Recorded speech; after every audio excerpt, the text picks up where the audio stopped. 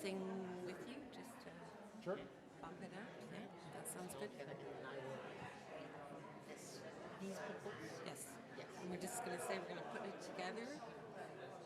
And, okay, so how about, yeah, you sing it once with your people, then you'll join, then I'll join, and then do you want to do it all the way through with, yeah, and then we're good. We'll laugh if it doesn't. Yes. Yeah. We'll laugh and cry. Yep. We dance, we sing a song. What is the song? Don't like it, I need it. And it goes on and on and on and on and on. And then we have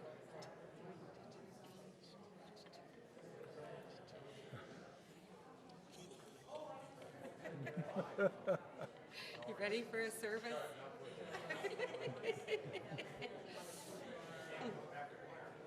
You do. Oh. Well, not clapping that there's no owl. We're clapping that we'll have another Oh my good God, Mark, that's bass voice. amazing. Oh, what a joy. Yeah. You just made my morning. Did you tell Cindy? Oh, good.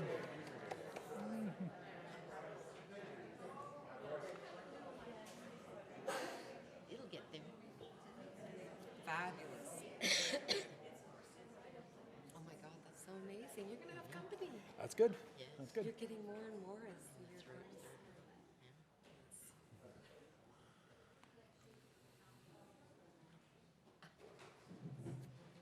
We good? Did we get the thumbs?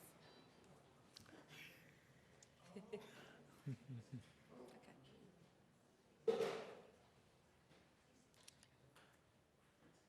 So we have another heart distressor this morning.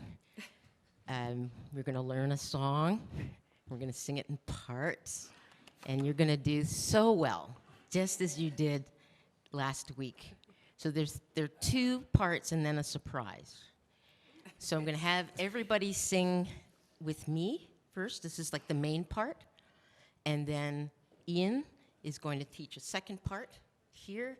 And then you'll see what happens after that. Here we go. Break 'em on down, break 'em on down, break 'em on down, these walls between us. Break 'em on down, break 'em on down, break 'em on down, these walls between us. So it's the 2 lines, they're the same. Want to try it with me? Yes. Let's try everyone. Can I hear it louder? Do you want to try it with her? Yes, yes, say that with some enthusiasm. Okay, here we go. Break 'em on down, break 'em on down, break 'em on down, these walls between us. Break 'em on down, break 'em on down, break 'em on down, these walls between us. Beautiful. Ian? And then my section over here, I guess, is going to sing, break 'em on down, break 'em on down, these walls between us. And then it repeats again, break 'em on down, break 'em on down, these walls between us. Want to do it one more time? Break, I love you, Catherine. Okay. break 'em on down, break 'em on down, these walls between us. Break 'em on down, break 'em on down, these walls between us. That sounded good. Okay, here we go. Y'all are with me. Break 'em on down, break 'em on down, break 'em on down, these walls between us. Break 'em on down, break 'em on down, break 'em on down, these walls between. Break 'em on down, break 'em on down, break 'em on down, these walls between us. Break 'em on down, break 'em on down, break 'em on down, these walls between us. Break 'em on down, break 'em on down. Break 'em on down, these walls between us. Break 'em on down, break 'em on down. Break 'em on down, these walls between us. Break 'em on down, break 'em on down. Break 'em on down, these walls between us. Break 'em on down, break 'em on down. Break 'em on down, these walls between us.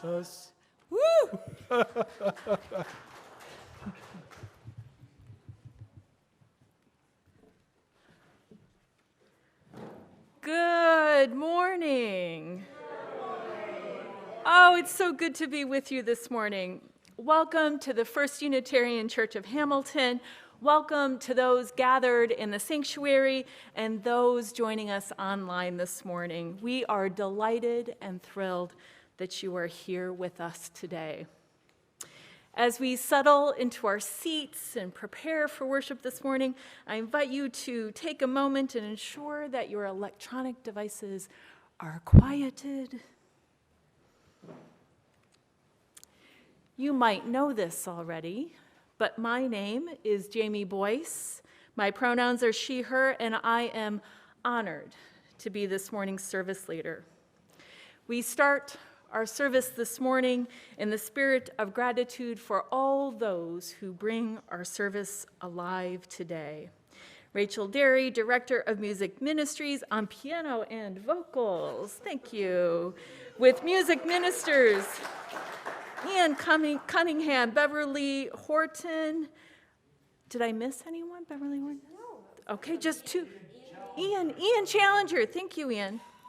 Ian Challenger.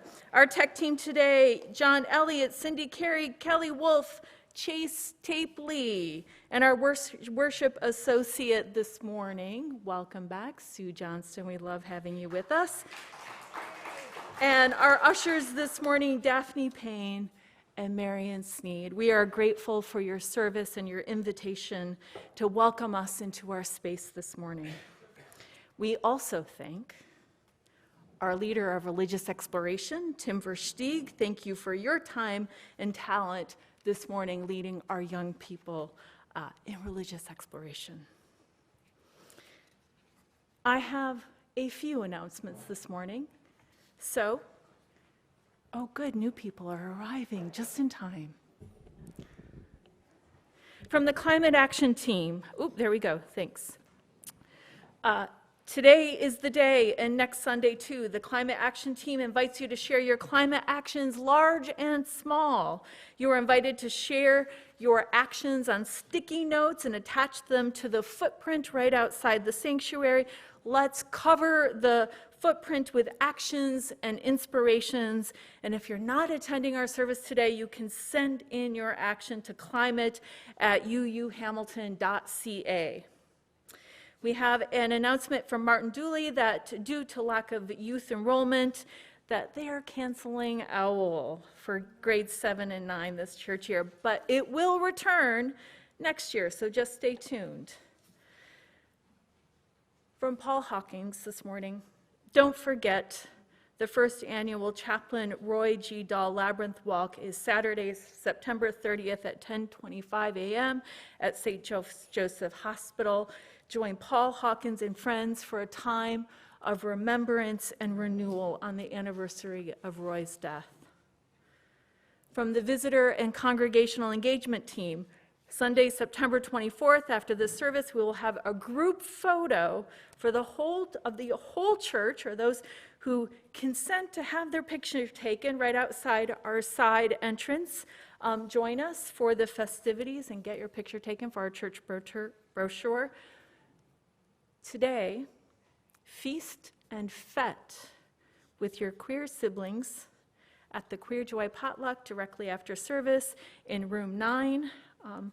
As you head down towards Fellowship Hall, the Queer Joy groups meets monthly on the third Sunday for fun and connection. Finally, get your calendars out. This is really important. On Wednesday, September 20th, at 11 a.m., we will join a solidarity action supporting transgender and trans-questioning kids, their families, and teachers at the Hamilton Wentworth District School Board, which is being targeted by a hate group. More information will be sent out in a special all-church email on Tuesday. Let's join together to protect our communities and make sure there's no space for hate in the Hammer. Stay tuned.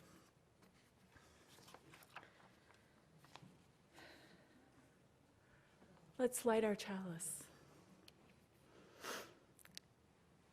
Each time we gather, we light a chalice It reminds us that we are entering sacred space and sacred time together. It reminds us of our connection to Unitarian Universalists all over the world and the promise of hope, love, and justice to change the world. Please join me in our unison words. May this flame be our light of friendship and love.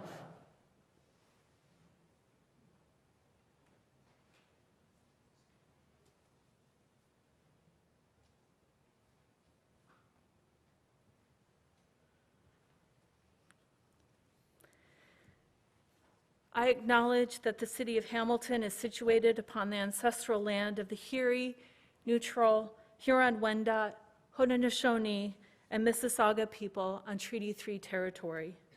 This land is covered by the Dish with One Spoon Wampum Belt Covenant, which was an agreement between the Haudenosaunee and Anishinaabe to share and care for the life and land of the Great Lakes. As a settler on these shores, I benefit from a legacy of colonial violence against people in the earth. As a settler, I inhabit a living commitment to caring for creation with reverence for the interdependence of the earth and all her people, and to work for systemic and institutional change. Today is a really special day.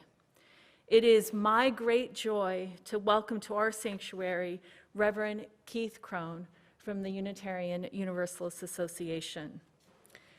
Reverend Keith is the director of the Transitions Office for the UUA, helping congregations and ministers as they navigate the ministerial search process. He is the former director of the Office of Bisexual, Gay, Lesbian, and Transgender Concerns for the Unitarian Universalist Association. He held that position for over 14 years, from 1996 till 2010. Keith has visited over 450 UU congregations across the continent, helping them with welcoming congregational work, beyond categorical thinking workshops, and public witness. A former elementary school teacher, Keith has also taught an online class for Star King School for the Ministry, our UU seminary in Berkeley, on children's literature. He also leads workshops on the Enneagram, plays and teaches tennis, and collects children's books in his spare time. And just hold this. He has over 9,000 of them. Your library, Keith, must be your whole house, maybe. Keith is 62 and currently lives in Providence, Rhode Island. It is my great joy, and please join me in welcoming Reverend Keith to our sanctuary this morning.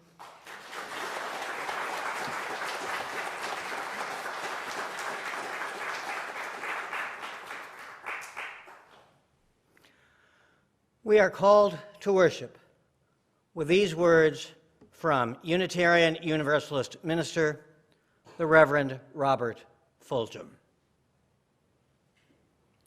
To be human is to be religious.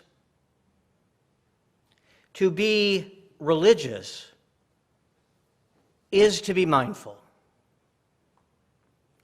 To be mindful is to pay attention. To pay attention is to sanctify existence. May our time together be a time to sanctify the existence of our lives and of life around us. Our opening hymn this morning is number 1017, We Are Building a New Way. I invite you, as you are able and willing, to rise in body and or spirit.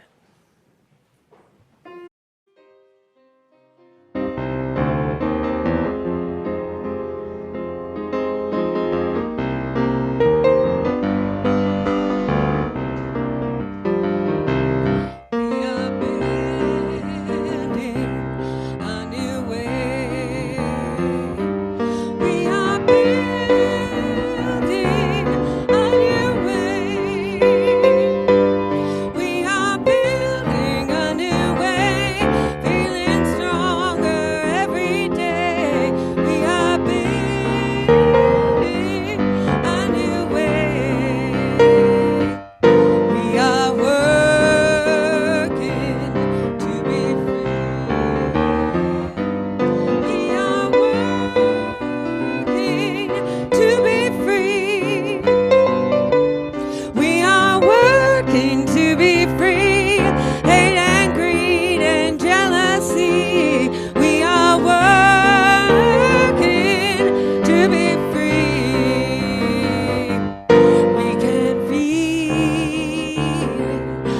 every need. We can feed our every need. We can feed our every need. Start with love, that is the key. We can feed our every need. Peace and freedom is our cry. Peace and freedom is our cry. Peace and freedom is our cry. Without these, our world will die. Peace and freedom is our cry. Let's build a new way. We are building a new way. We are building a new way. We are building a new way. Feeling stronger every day. We are building a new way.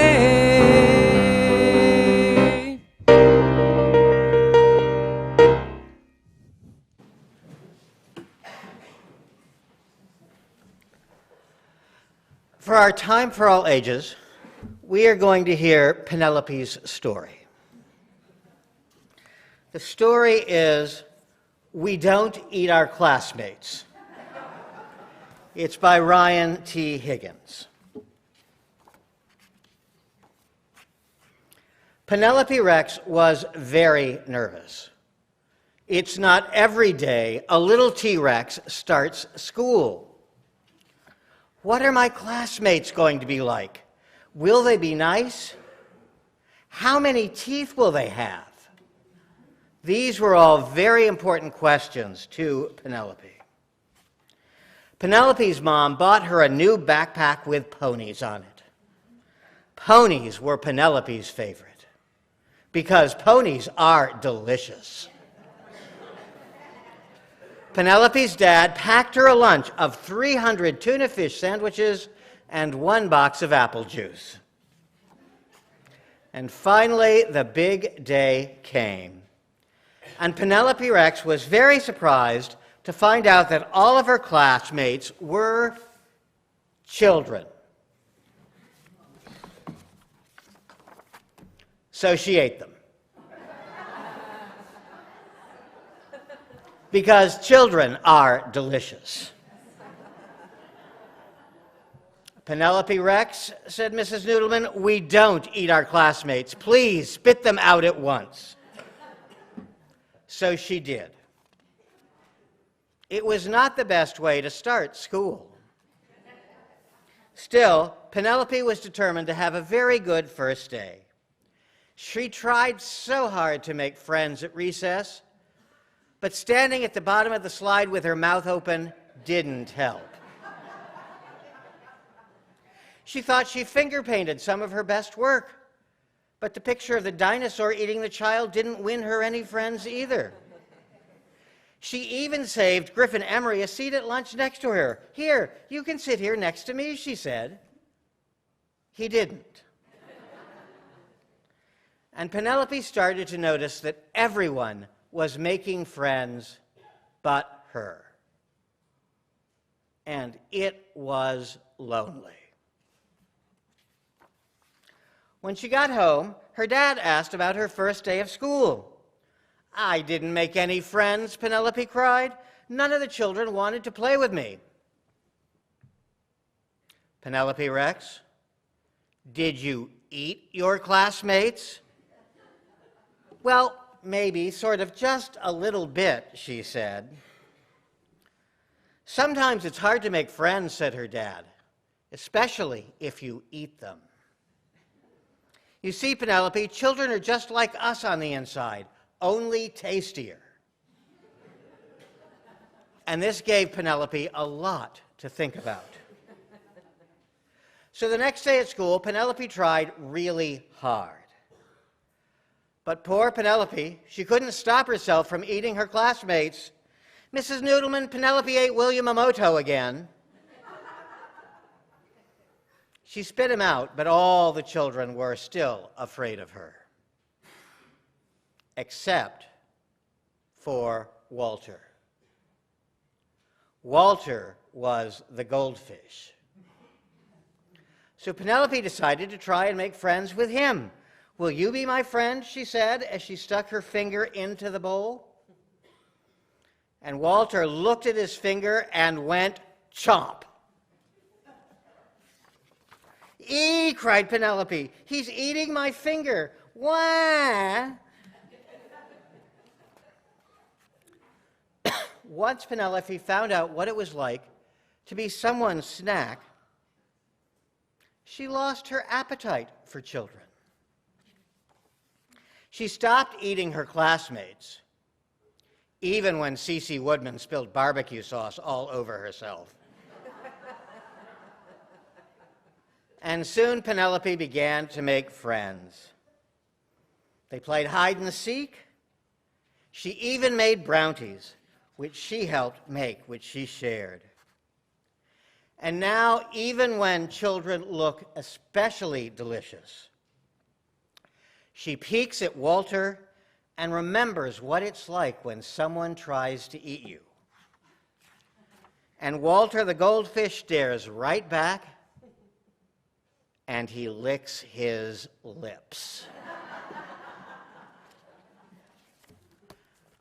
Because dinosaurs are delicious.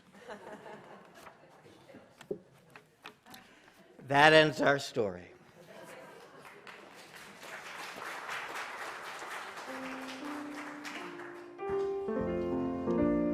We'll sing the kids out.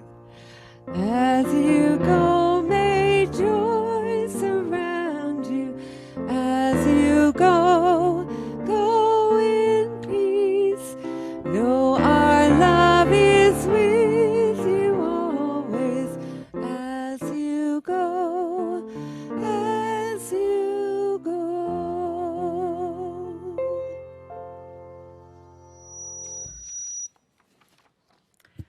I invite us to drop into a time of reflection, meditation, and prayer.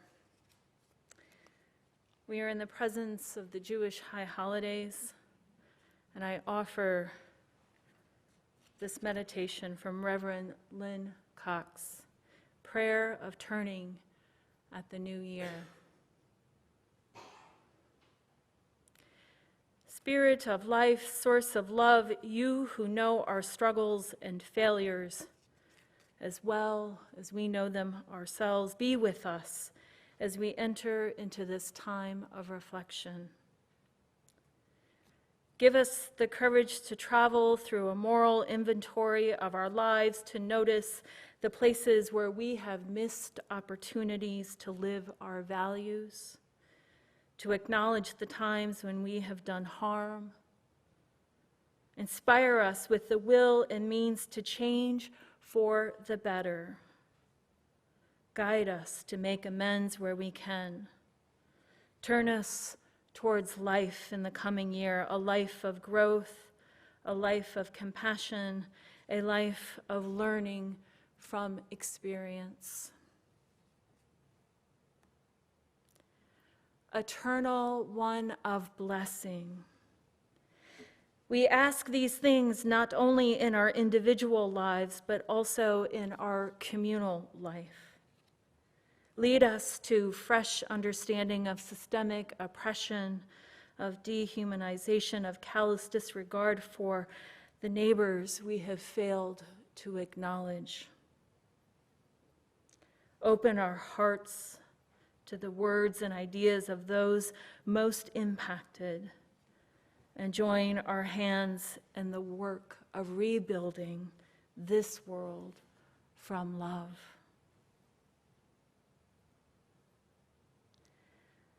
Beloved unseen, there are those among us and connected to us who are suffering.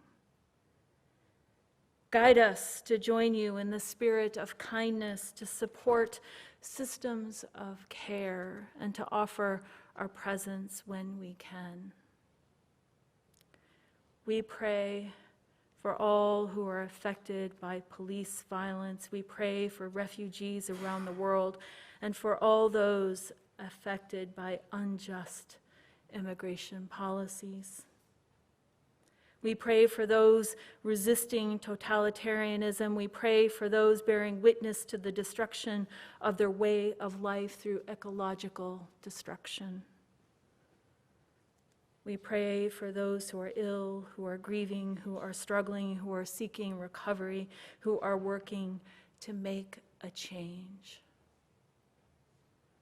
Let your love wash over them and us and bring us into life-giving, life-sustaining relationship. Singer of skies and mountains and pastures in this season of turning towards life, remind us to be grateful and to celebrate joy where we find it. We lift up our loved ones who have achieved milestones. We give thanks for the beauty of this day, for this community, and for the opportunity to be together again. This space holds the entirety of our lives, the highs and lows. With all these things in our hearts, we continue our prayer in silence.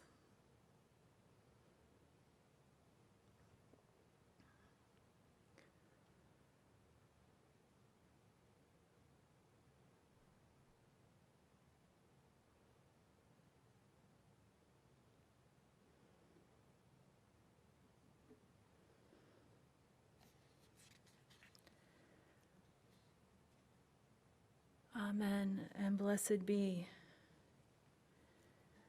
Now is the time in the service where we light the candles of community. As you are called, you are invited to come forward and light a candle of joy, of sorrow, of remembrance, of gratitude.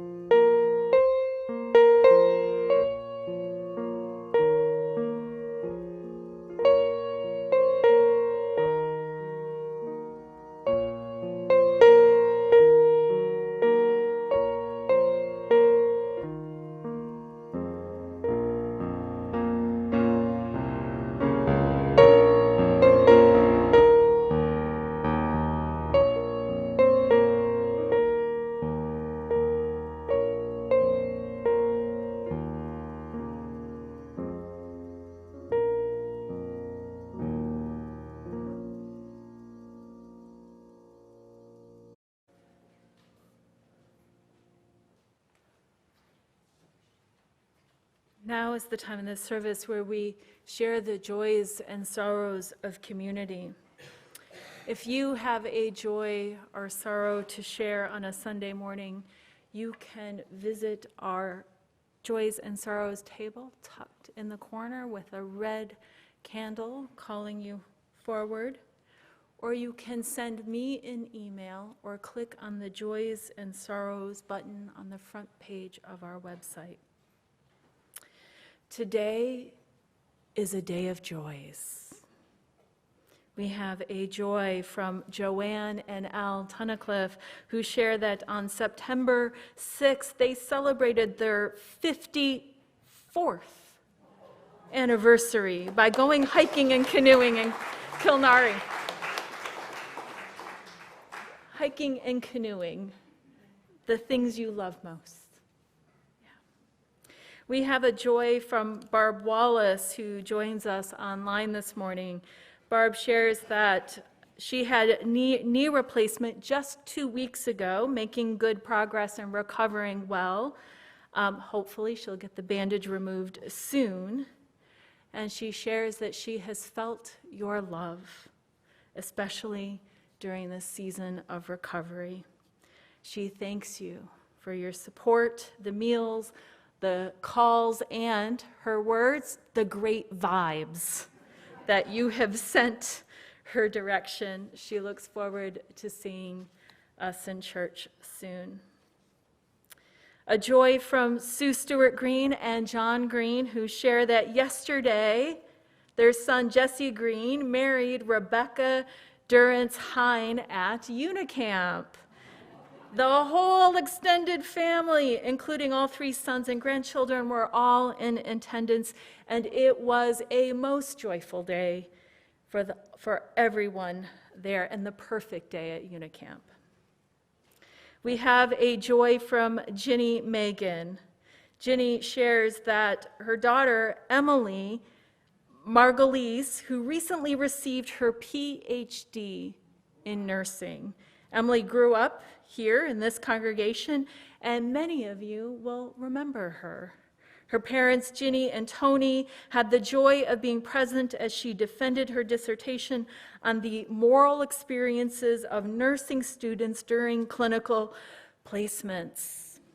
We wish her continued success and definitely celebrate that achievement among us. Congratulations.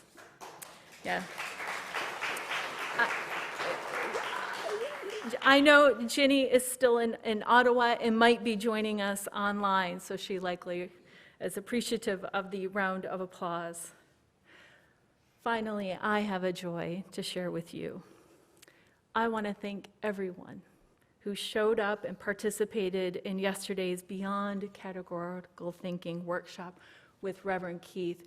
We had a full room here and lots of folks online, and it was a great day together.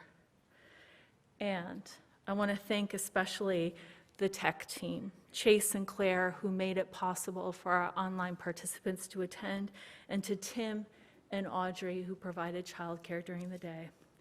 Thank you, everyone, for your time and commitment. It was a day of joys. And I know there are sorrows among us that are too tender yet to share. Let us hold those in the presence of this beloved community and remind each other that you are never alone, and we are here for you.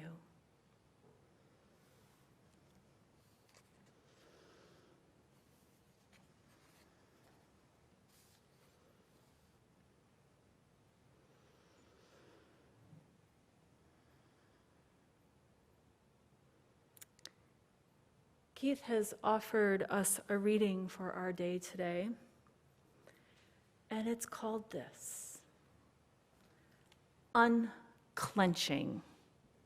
Kind of makes you want to relax just hearing it, right?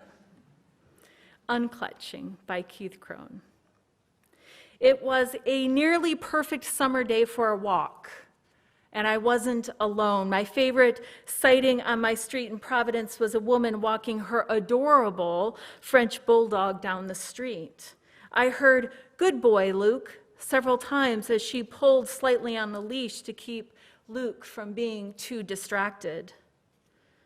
Around the corner comes a man with a pit bull. Luke immediately goes stock still.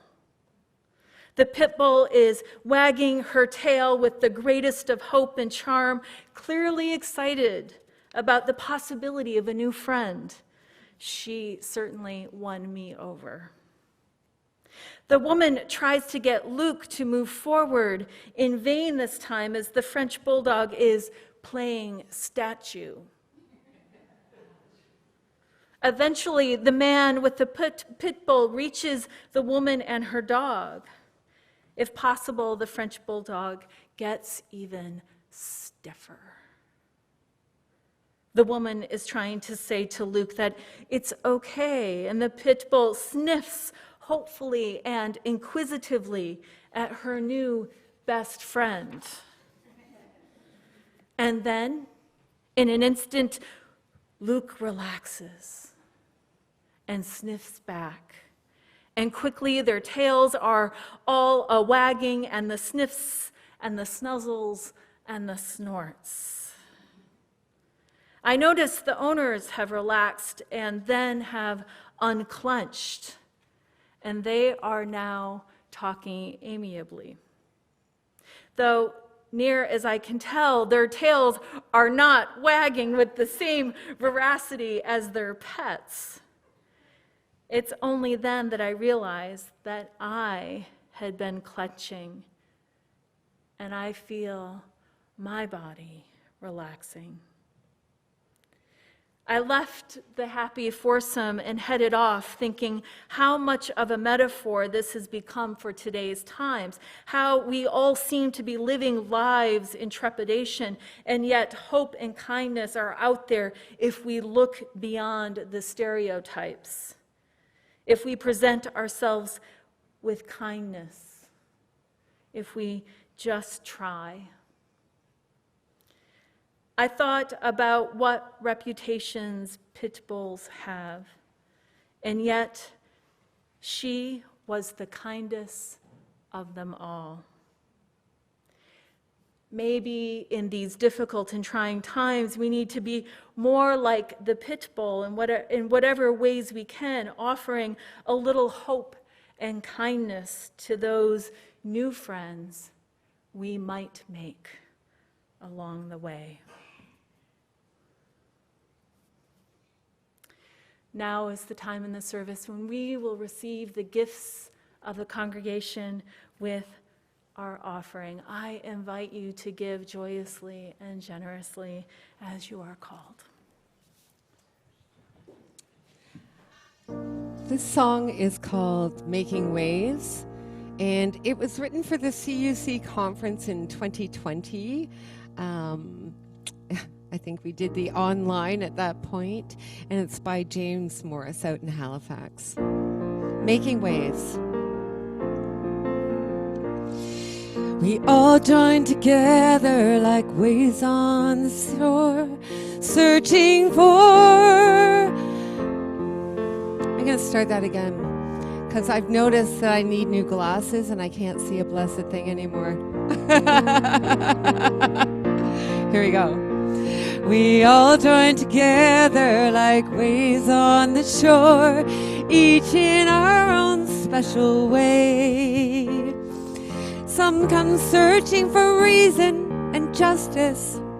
Some seek grace and the pleasures of play.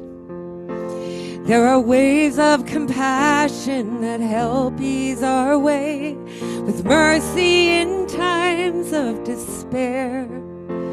There are waves of vision that open our eyes as the clear morning air. We are sailing on the waves that we make, waves of wonder and joy.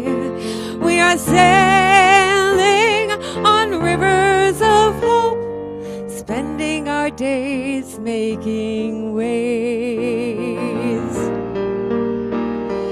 Many can offer the wisdom of age, and others the passage of youth. Some come dreaming of building connections, some seek peace or a moment of truth. There's a tide that raises all boats in the sea, embracing the will to be free. There are waves of spirit that bridge each to all, and we breathe. In the essence of love, we are sailing on the waves that we make, waves of wonder and joy.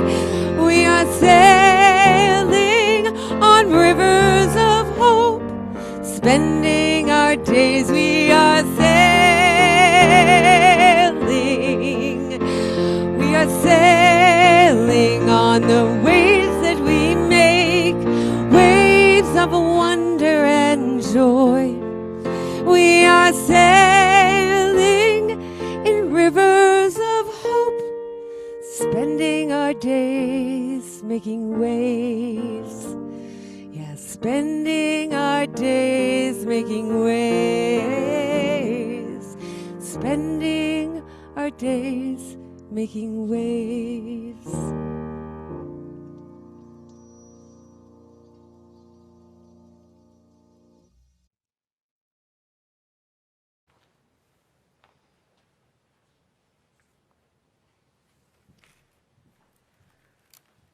Thank you for your gifts to support the ministries of this congregation.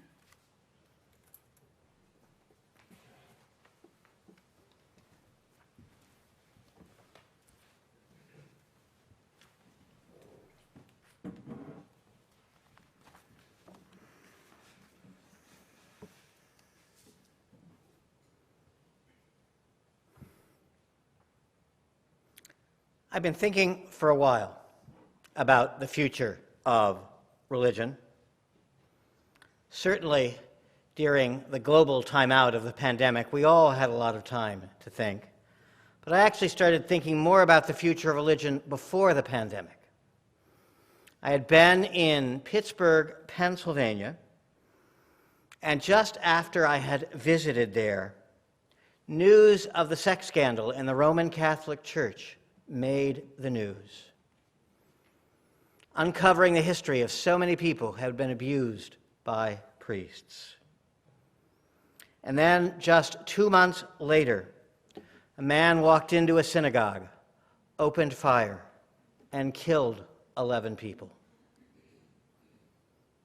And it made me wonder, why does anyone trust religion at all? It is a place of great unsafety.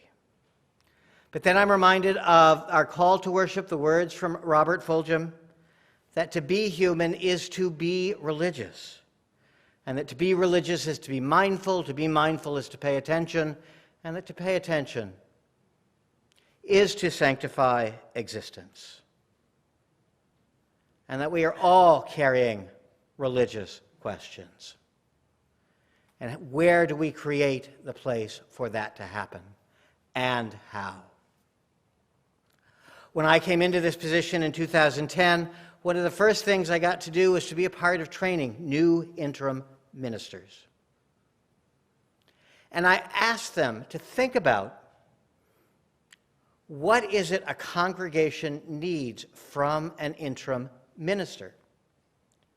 I got the responses that you will expect.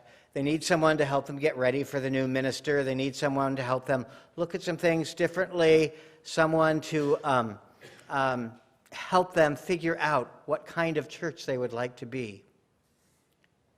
Good preaching was mentioned. Good pastoral care. But what intrigued me, what was not mentioned? For the first several years that I did this training, not a single minister said, not a single interim minister said, we need to be a place where trust is built, where we do no harm to one another. And then as I thought about that, it occurred to me, I've never heard a congregation say that's what it wanted from a minister. That we want to be someone who we build trust with, who we collaborate with, where we work to strive to do no harm. And I think about the world and what's going on and all that has happened. Think about the discovery of the graves here in Canada of the Indigenous people. I think about the trucker convoy in Ottawa. I think about the attempted insurrection in the United States. Think about the war in Ukraine. I think about the shootings that have happened all over the United States, especially in schools and churches.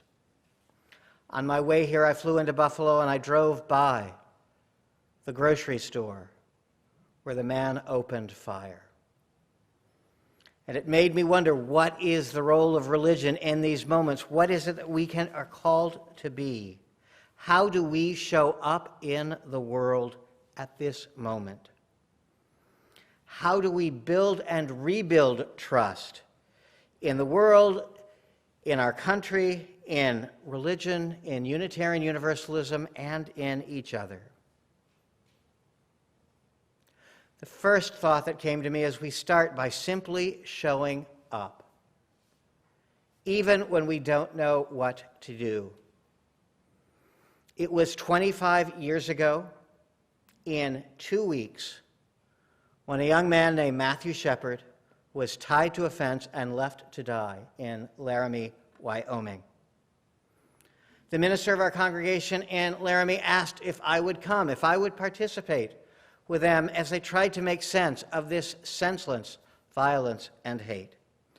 He said, I'd like you to say a few words, and then we'll go to the fence where Matthew was killed and lay down some flowers. I booked my flight and headed out west. That Sunday morning at our congregation in Laramie, Wyoming, the minister read a letter that someone had sent to the congregation, turned to me and addressed the congregation by saying, and now Reverend Kron will lead the sermon for this morning. I had not prepared a sermon for that morning, so I offered what I'm sure were some random thoughts. But it was more important just to be there during this time. Later, when we went out to the fence, we stopped at the grocery store, we picked up some flowers, about 30 of the people from the congregation, then the minister and myself stood by the fence. The minister laid some flowers down next to the fence and then said, and now Reverend Kron will lead the memorial service for Matthew Shepard. Again, I have no memory of what I said. We'll always remember standing next to that fence and being with the people together, trying to make sense of senseless violence. Later, I asked the minister about what had happened. And thankfully, he apologized. He said, this is my first year here at this congregation, my first year in ministry. I literally had no idea what to do. And I said, in moments like this, most of us have no idea what to do. But we can show up and be together and be present with each other and give a response that says, this is not who we want to be. It was later that year that I had been offered to be the guest preacher at our congregation in Littleton, Colorado. The congregation in Littleton, Colorado is named Columbine UU Congregation.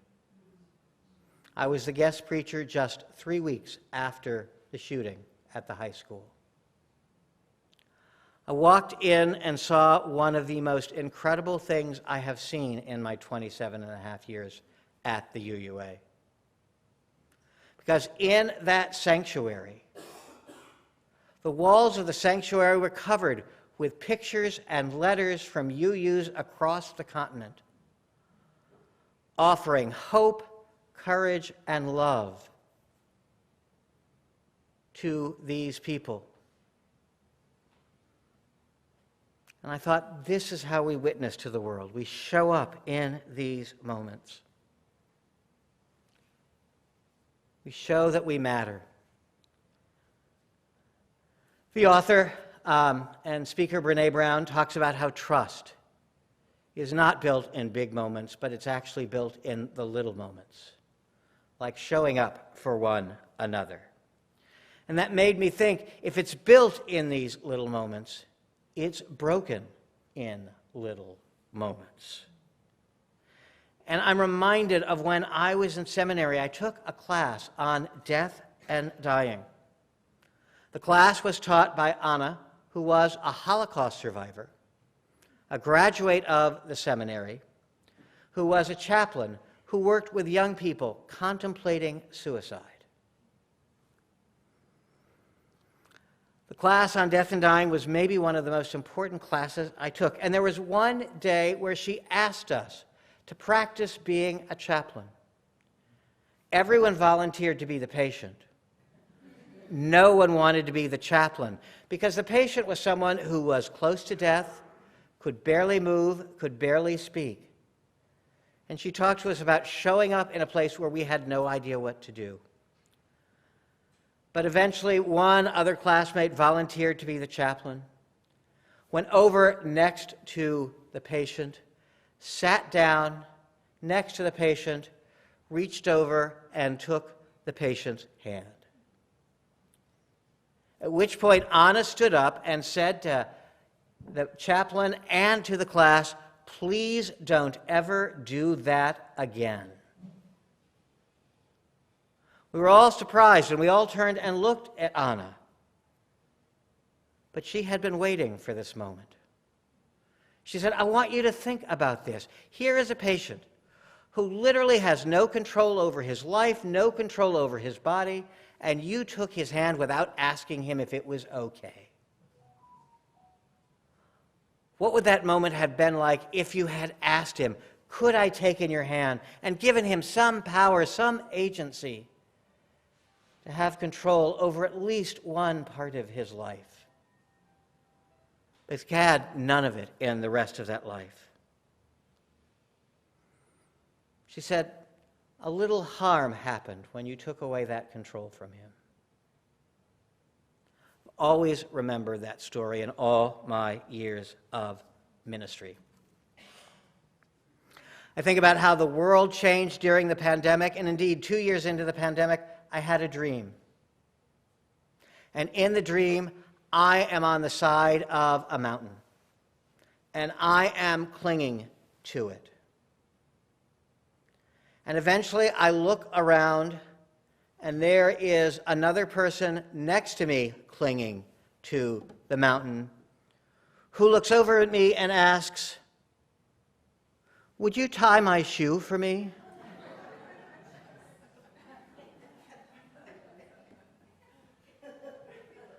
And then I look over to the side, and I see a minister who works for me, not you, who says, "Can you find me a congregation to go and serve with people who will treat me nicely and like what I do in ministry?"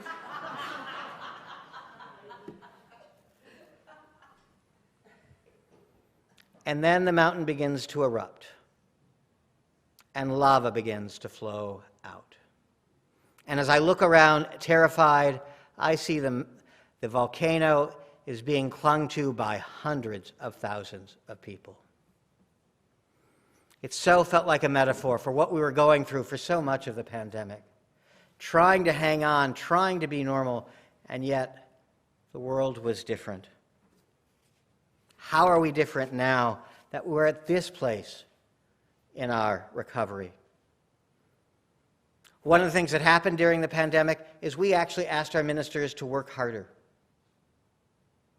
They became tech people in addition to being ministers. Near as I can tell, there was not a single congregation who asked the minister to do more, who paid them more. It's also true for our staff. In part, I think it's because we were all hanging on. And the reality is, I think we're still hanging on. Still trying to figure out what is next. What does it mean? How are we going to show up? I mean, one of the great joys is being here with you in person, having led the workshop yesterday.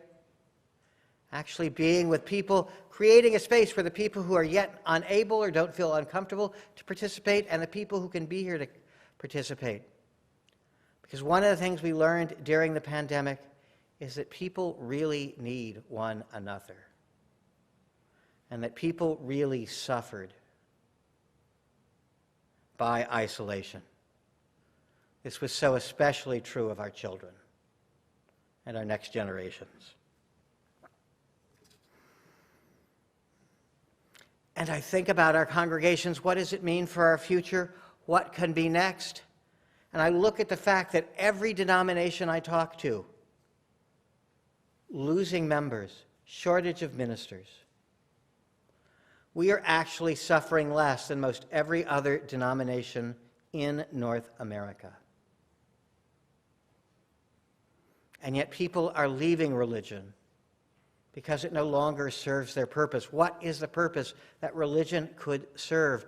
I actually think we are the religion that is most poised to welcome people now. Like many of you, I came to Unitarian Universalism from another religion. I came having grown up a Southern Baptist. I was fairly convinced once I went to college that I was never going to step foot in a church again. And then I met a UU minister at a bar, at a gay bar.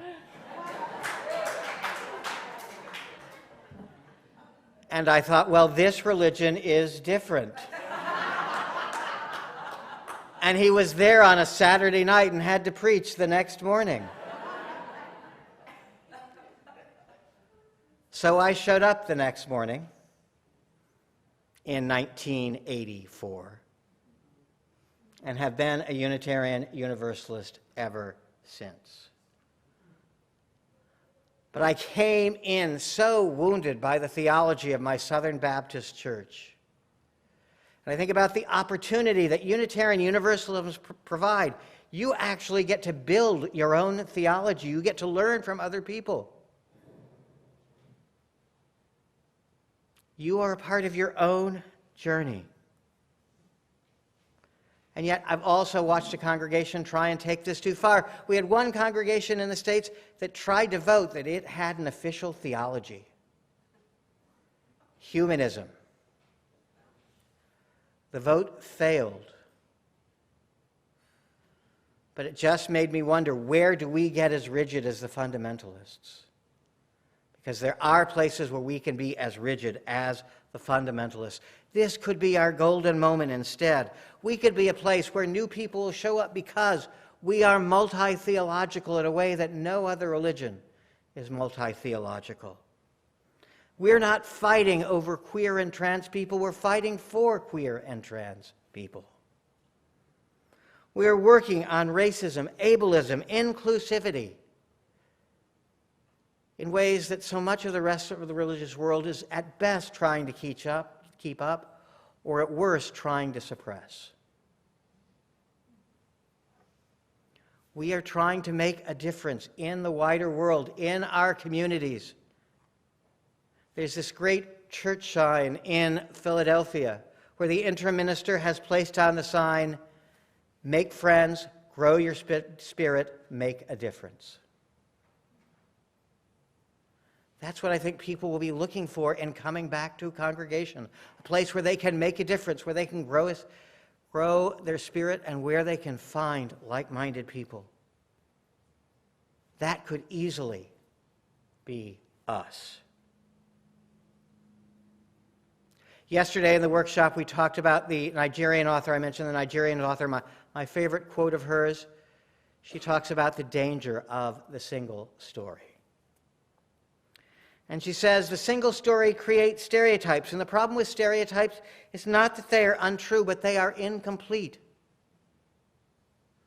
And they are incomplete because they limit people to a single story. Each of us know that none of us in this room are a single story, and yet I watch in our congregations how often we do harm by placing someone as a single story. Maybe this is the moment when we invite others to hang on and hang out with us, whoever they are. I was talking with a UU minister who had talked to a Mormon. And when the Mormon had learned that she was a Unitarian Universalist minister, he said, you know, if you all were really religious, you could be dangerous. She got a little defensive about that, but then she thought, let me find out what he means. So she asked him, what do you mean when you say that?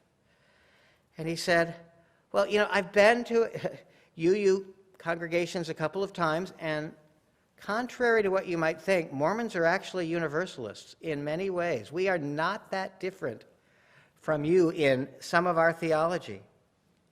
And yet when I walk into a UU congregation the two times, one of the things that you seem to want to do is to welcome all people, which you do better than we do. But you also welcome all behaviors. And some of those behaviors actually harm some of the people who are in your congregation. I've watched UUs actually be mean to one another because they didn't believe the exact same theology or thing that they believed. I would like us to be more dangerous, because I think that's what it means. And that story reminded me. A friend of mine at the UUA was visiting his son just outside of Cleveland. His son had grown up UU, had kind of stopped going, but my friend was taking his son and two of his friends to a Cleveland baseball game. And they drove by our congregation on the west side of Cleveland. And they saw, as they drove past, a huge Black Lives Matter sign. They saw a welcoming congregation flag. Words that said, all are welcome here. And immediately the three 20-year-olds began talking to each other. If I were going to go to a church, that's the kind of church I would want to go to, they said. And so in talking with my friend, I said, well, what do you think would happen if they actually did show up at the church? What would the congregation do with three people in their 20s? They would hear that they are welcomed. But would they be asked to be there and act like all of the 60 and 70-year-olds who are in the congregation? To give like all the 60 and 70-year-olds who are in the congregation? To participate in 4 committees like all the 60 and 70-year-olds in the congregation? We often do the same for our indigenous, black, and people of color who show up into our congregations. I've heard stories of congregation who literally asked a new visitor if they would like to be on the congregation's board of trustees. After just 2 weeks. The worst story I heard was from an African American minister friend of mine who'd showed up one morning as the guest preacher. If we don't think we do harm, listen to this story.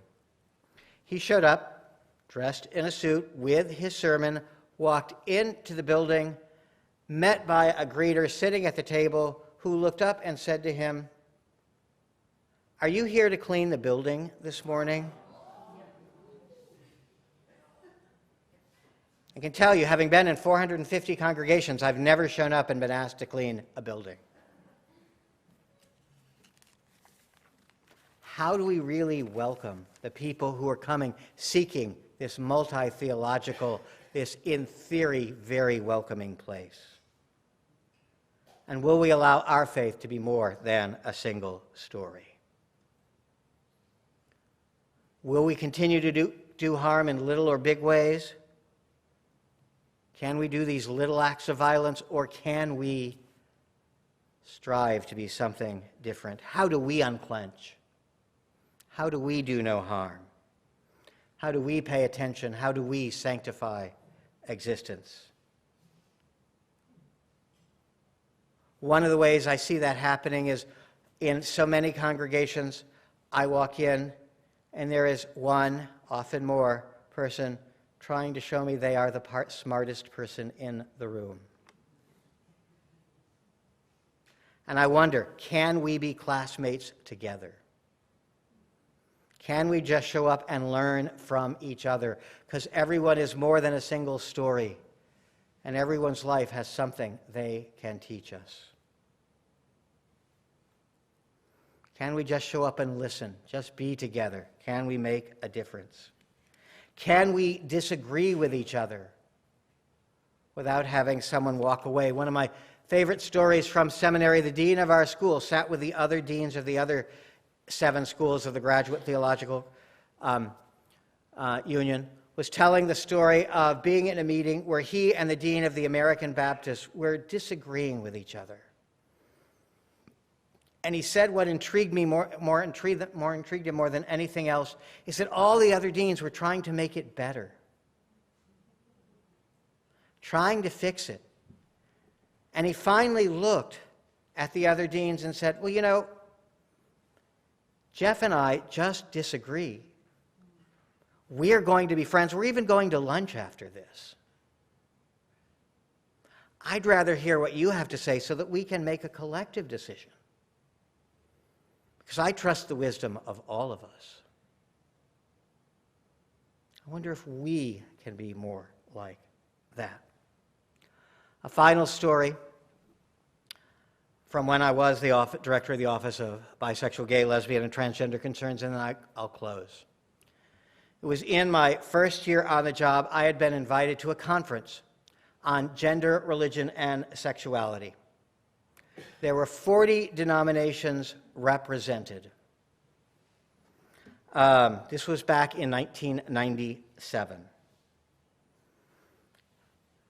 And I found myself on the first day in this long panel dais, seated between John from the Church of God and Mark from the Church of Christ. They're passing the microphone along, and John gets the microphone, and John says, "Hi, my name is John. I'm from the Church of God, and we are to the right of the right." People giggle in the audience. He hands the microphone to me, and I take a breath, and I go, "Hi, I'm Reverend Keith Kron. I'm a Unitarian Universalist minister who directs the Office of Bisexual, Gay, Lesbian, and Transgender Concerns." At which point, I have to stop talking because John and Mark are scooting their chairs away from me. And then I say, "And we are to the left of the left." I then have to pitch the microphone to Mark because he won't take my hand, take it from me in my hand. We spent 4 days talking about all things around gender, religion, and sexuality. They were surprised that we had more women ministers than men, even back then. They were surprised that we openly ordained gay, lesbian, bisexual, and transgender people, that we even had a curriculum that taught our young people about sexuality and that had positive things to say about it. On the last day, John and Mark and 2 of his friends, probably named Matthew and Luke, I don't remember, came up to me and said, "We would like to have lunch with you." And I thought, well, this will be fun. But everything is a learning opportunity. Let's be curious about the world. And having grown up a Southern Baptist, what they were going to say was not going to be a surprise. So we had lunch. And we sort of had nervous conversation before Mark finally said, "We've been talking and we wanted to tell you something. We have listened to what you said, and we wanted you to know that we have disagreed with every single word that has come out of your mouth. But we also wanted you to know that we respect you, because at least you are clear about what you believe. And that is a value that we hold dear. So while you will probably never be welcome in our congregations, we might, outside of church, be friends and talk to one another." And in that moment, they were teachers for me about how we can show up with each other, being more than a single story. And I had this opportunity with them just a minute later because we were in Tennessee. I'd gone to the University of Tennessee. They asked me if I knew anything about football. And they were stunned that I actually knew more about football than all four of them, and had actually worked my way through college officiating football games. And I got to be more than a single story for them. I don't know if they think about that story, of that moment, but I think about that all the time.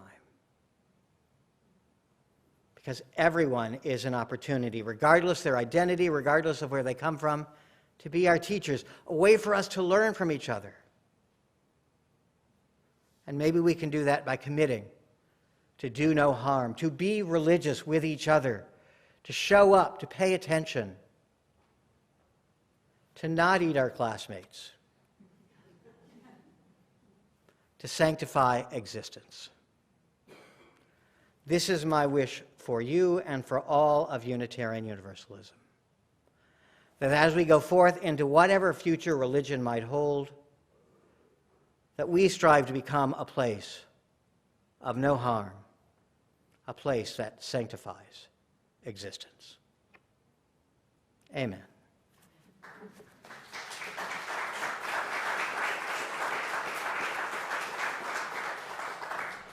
Our closing hymn is number 159, "This Is My Song." Please rise in body and or spirit as you are willing and or able.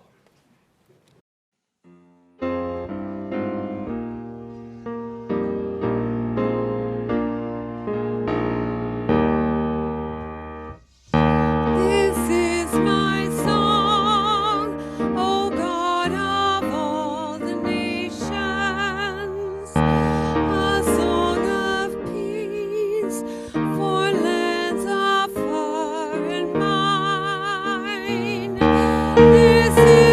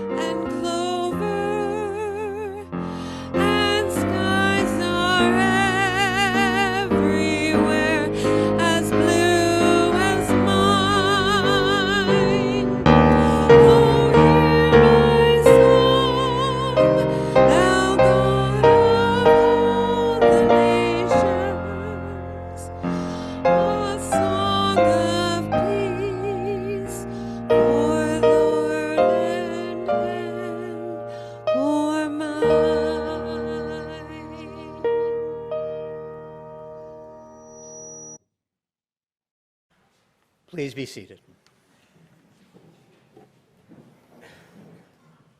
The words for the benediction and the extinguished chalice come from the house at Pooh Corner.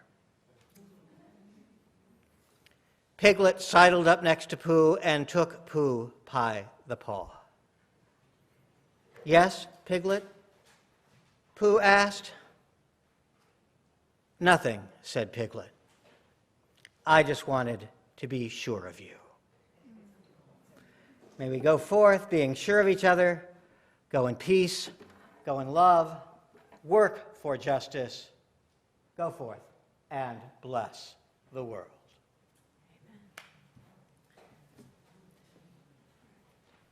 Keith, we can't go without giving you a gift. You need some Canadian Unitarian Universalist swag to take home with you so you can remember to come back and visit us sooner. When was the last time you were in Canada? I was in Vancouver last year. Last year. Well, you have to come back to Ontario. Yep. So here is a swag bag from us to you. Thank you for being with us, sharing your wisdom, and bringing us your presence this weekend. We are so grateful. Thank you. Sing along if you know this, and even if you don't.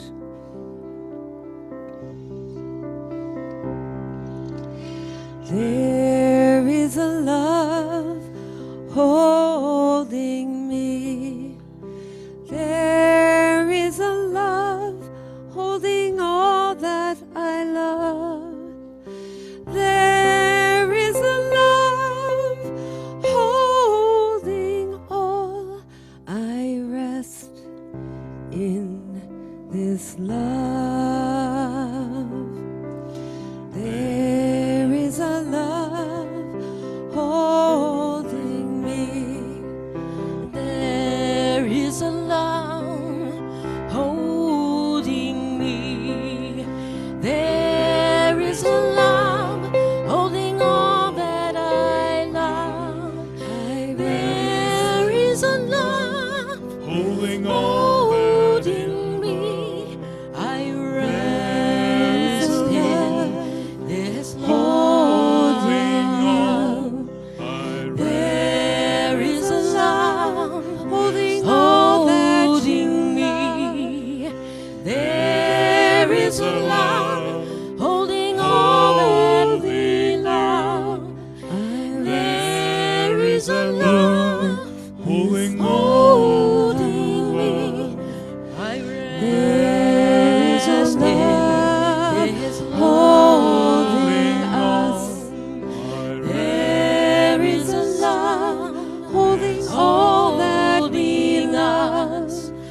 There is a love holding all that we love. We raise a love holding all that we holding love. us. We There is rest a love in this holding all we rest in